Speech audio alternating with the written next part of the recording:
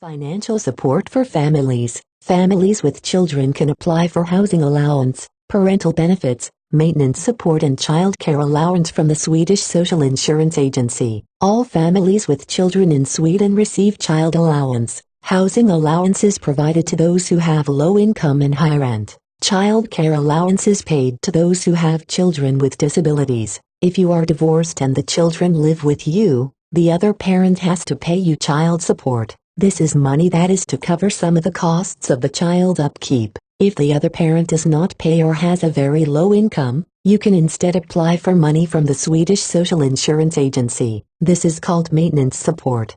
Parental insurance. Parental insurance allows parents who have a job to take time off work to look after their child. Parental allowance is the financial aid that one parent receives from Försäkringskassan to allow him/her to be at home with his/her child during the initial period. It is common for both women and men to take time off work or studies in order to be at home with their children, but there are still more women than men who do. To encourage a more even distribution of parental insurance, there are reserved days that cannot be transferred to the other guardian. You can receive parental benefits for up to 480 days. You receive about 80% of your wage for the first 390 days. For the 90 remaining days, you receive SEK 180 per day. Parents who are out of work or on a low wage are entitled to SEK 250 per day for 480 days. The father or the second parent of a newborn baby is entitled to be off work and receive money from the Swedish Social Insurance Agency for 10 days in conjunction with the child's birth.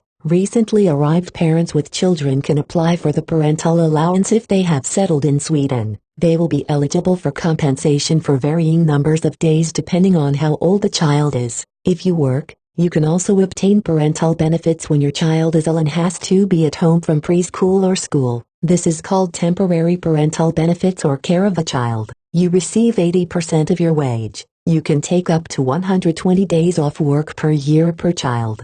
Shorter working hours. If you have children under the age of 8 who have not finished their first year of school, you are entitled to shorter working hours. For example, this means that you can work 6 hours per day instead of 8. Employment protection. The law prohibits employers from discriminating against job applicants who are pregnant. It is also forbidden to fire someone because they are pregnant.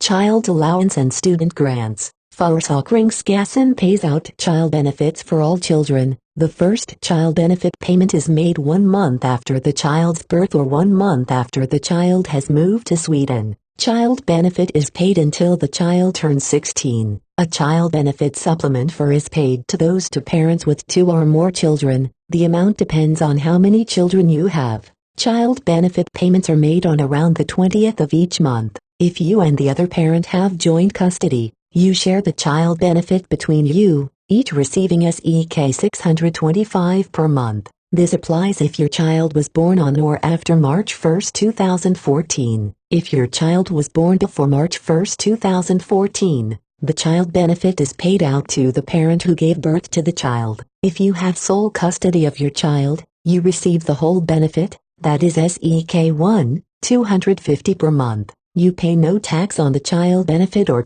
you receive a child benefit for your child until the quarter in which she or he turns 16. Young people between the ages of 16 and 20 who are studying at upper secondary school receive student grants. The student grant is SEK 250 per month and is paid over 10 months, from September to June. A pupil can receive a student grant until the spring term in which she or he turns 20. If a pupil has a higher level of invalid absenteeism, this can limit his or her right to a study grant. For pupils aged 16-18, student grants are paid to the parents. When the pupil turns 18, she or he becomes emancipated and can receive the grant him or herself. If the family has a low income, the pupil may also be entitled to a grant supplement. The Swedish Board for Study Support looks after student grants. Those who are foreign citizens and are going to study at upper secondary school must apply for the basic right to student finance.